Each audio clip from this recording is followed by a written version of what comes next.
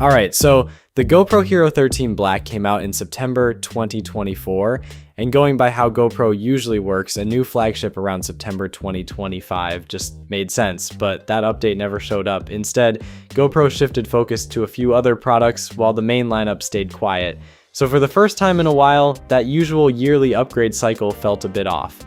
And that's exactly why there's so much attention on the Hero 14 now. Now, one of the biggest changes this time is the processor.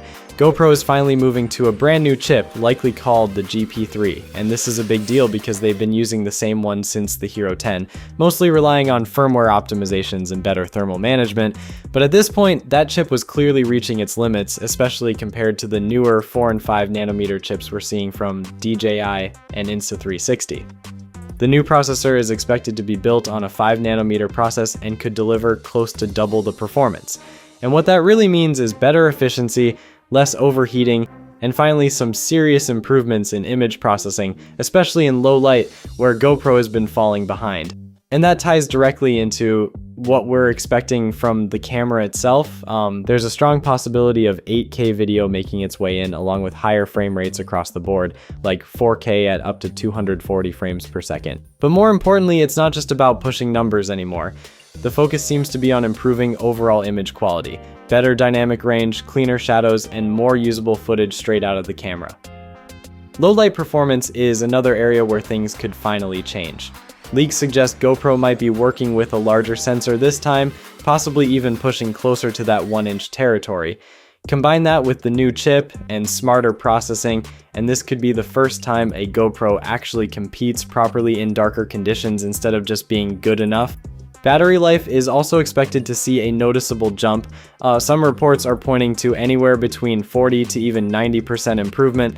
That sounds like a lot, but if the new processor is significantly more efficient, it actually makes sense.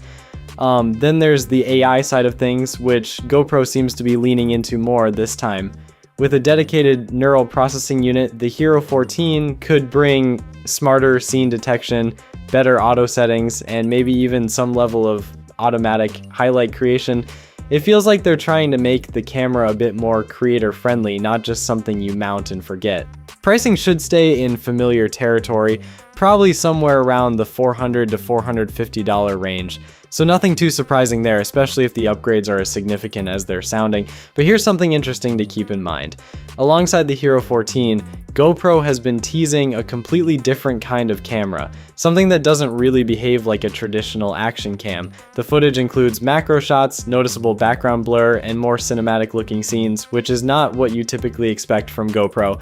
Now, at first it might sound like this could just be an extension of the Hero 13's lens attachment system, but based on what's been shown recently, it feels like something much bigger. This could involve a larger sensor, proper autofocus, and possibly even a completely new camera category, and honestly, that's what makes this one worth paying attention to. This isn't just about a higher resolution or a faster chip.